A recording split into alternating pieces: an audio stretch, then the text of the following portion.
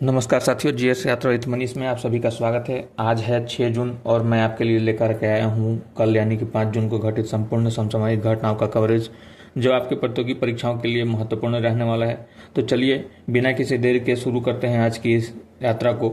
शुरुआत करते हैं वैश्विक महत्व के दिवस से। कल 5 जून को दुनिया भर में विश्व पर्यावरण दिवस 2026 मनाया गया। परीक्षा के दृष्टिकोण से इसके थीम और मेजबान देश सबसे ज़्यादा महत्वपूर्ण है। इस वर्ष की आधिकारिक theme inspired by nature for climate for our future है। और साथियों, इस बार मुख्य वैश्विक कार्यक्रम की मेजबानी संयुक्त राष्ट्र पर्यावरण कार्यक्रम यानी यूएनईपी द्वारा बाकू अजरबैजान में की गई। चर्चा को आगे बढ़ाते हुए अब रुख करते हैं देश के बुनियादी ढांचे और राष्ट्रीय महत्व की बड़ी खबरों की ओर। कल प्रधानमंत्री नरेंद्र मोदी ने गुजरात के सूरत में 18,800 करोड़ की बुनियादी ढांचा परियोजनाओं का उद्घाटन और शिलान्यास किया।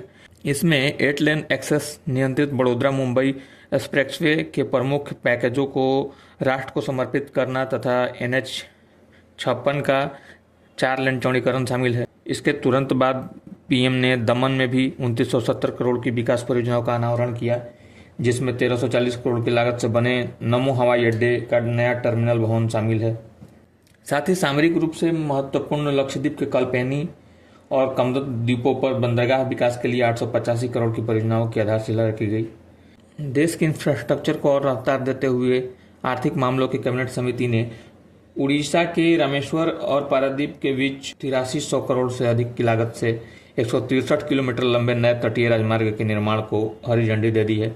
वहीं ऊर्जा के क्षेत्र में एक बड़ी खुशखबरी आ रही है कि ऑयल इंडिया लिमिटेड ने अंडमान द्वीप समूह के पूर्वी तट से 15 किलोमीटर दूर श्री विजयपुरम 3 ब्लॉक में एक बहुत बड़े प्राकृतिक गैस भंडार की खोज की पुष्टि की है।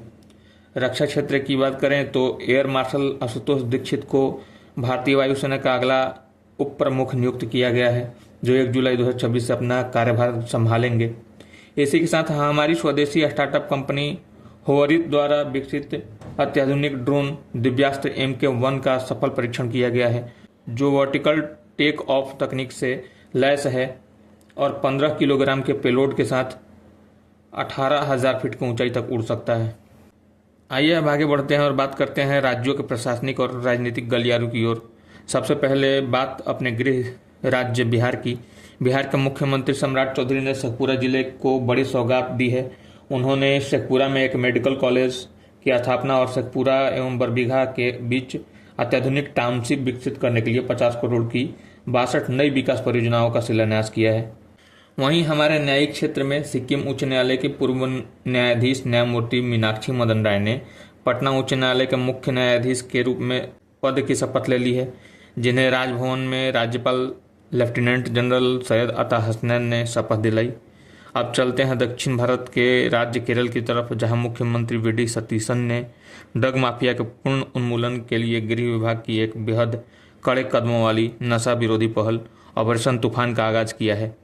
पश्चिम की ओर रुख करें तो महाराष्ट्र कैबिनेट ने किसानों को बड़ी राहत देते हुए पुण्य श्लोक अहिल्या देवी होलकर शेतकारी कर्ज मुक्ति योजना को मंजूरी दी है।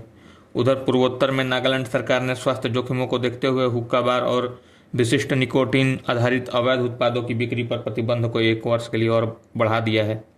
और पश्चिम बंगाल की नगर पालिकाओं के लिए केंद्रीय मंत्री मनोहर लाल खट्टर ने जियो टैग कचरा शिकायतों के मात्र 2 घंटे में निपटारे हेतु स्वच्छा ऐप लॉन्च किया है।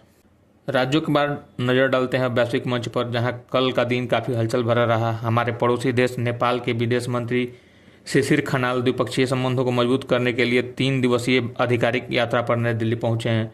साथ ही भारत और ब्रिटेन ने मिलकर स्वच्छ ऊर्जा के लिए आवश्यक महत्वपूर्ण खनिजों की सुरक्षित आपूर्ति की निगरानी हेतु भारत युग के critical minerals global supply chain observatory को लॉन्च किया है। कूटनीतिक मोर्चे पर एक और बड़ी खबर आई है कि संयुक्त राष्ट्र महासभा ने जनवरी 2027 से शुरू होने वाले 2 साल के कार्यकाल के लिए ऑस्ट्रिया, किर्गिस्तान, पुर्तगाल, ट्रिनिडाद टोबैगो तथा जिम्बाब्वे को संयुक्त राष्ट्र सुरक्षा परिषद के गैर अस्थायी सदस्य के रूप में चुना है। पुरस्कारों की बात करें तो स्वीडन का प्रतिष्ठित वैश्विक पुरस्कार the food planet prize 2026 Andhra Pradesh के कम्युनिटी मैनेज्ड नेचुरल फार्मिंग कार्यक्रम को प्रदान किया गया है, जो भारत में प्राकृतिक खेती के बढ़ते कद को दर्शाता है। वहीं चिकित्सा विज्ञान के क्षेत्र में क्यूबा और अर्जेंटीना के वैज्ञानिकों ने फेफड़े के कैंसर के इलाज के लिए वैक्सीसीरा नामक एक क्रांतिकारी और बेहद किफ़ायती टीका विकसित किया है, जो मरीजों की रोग प्रतिरोधक शक्ति को कैंसर कोशिकाओं से लड़ना सिखाता है। साथियों, अब आते हैं परीक्षा के सबसे पसंदीदा और संवेदनशील खंड यानी कि पर्यावरण और पारिस्थितिकी पर। भारत ने आर्द्रभूमि संरक्षण के मामले में एक ऐतिहासिक उपलब्धि हासिल कर ली है। देश में कुल रामसर स्थलों की संख्या अब पूरे 100 हो चुकी है और हमारे लिए यह गर्व की बात है कि उत्तर प्रदेश के बलिया जिले में स्थित जयप्रकाश नारायण पक्षी विहार, जिसे सुरहत ताल के नाम से भी जाना जाता है, को आधिकारिक तौर पर भारत की 100वीं रामसर साइट से घोषित किया गया है। कल विश्व पर्यावरण दिवस के मौके पर जहां असम सरकार ने राज्य भर में 1 करोड़ पौधे लगाने का महाअभियान शुरू किया, वहीं केंद्र सरकार ने देशव्यापी एक पेड़ माँ के नाम अभियान की शुरुआत की, जिसके तहत दिल्ली में 18 नमो ऑक्सीजन पार्कों का उद्घाटन हुआ। वन्य जीवों की बात करें तो मध्य प्रदेश का कुन्नू नेशनल पार्क फिर से एक बार चर्चा में है, क्योंकि यहाँ कई दशकों के बाद एक अत्यंत दुर्लभ जंगली बिल्ली कराकल को कैमरा ट्रैप सर्वे में देखा गया है। और अब इस यात्रा के आखिरी पड़ाव में नजर डालते हैं देश के आर्थिक और वित्तीय परिदृश्य पर। भारतीय रिजर्व बैंक की मौद्रिक नीति समिति ने अपनी द्विमासिक समीक्षा में व्यापक आर्थिक स्थिरता को देखते हुए रेपो रेट को 6.50% पर यथावत बनाए रखने का फैसला किया है। इसके साथ ही आरबीआई ने वित्तीय वर्ष 2026-27 के लिए भारत के जीडीपी ग्रोथ अनुमान को थोड़ा संशोधित करते हुए 6.6% किया है। हालांकि वित्तीय वर्ष 2025-26 के लिए विकास दर 7.7% रहने का मजबूत अनुमान है।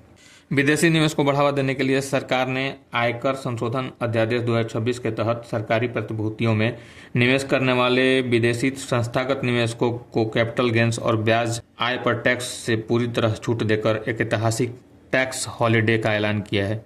इसके अलावा ई कॉमर्स प्लेटफॉर्म मीशो और बॉम्बे स्टॉक एक्सचेंज ने छोटे डिजिटल विक्रेताओं को शेयर बाजार के एसएमई प्लेटफॉर्म पर लाने के लिए प्रोजेक्ट शिखर की शुरुआत की है। तो साथियों, यह था कल का पूरा करंट का लेखा जोखा।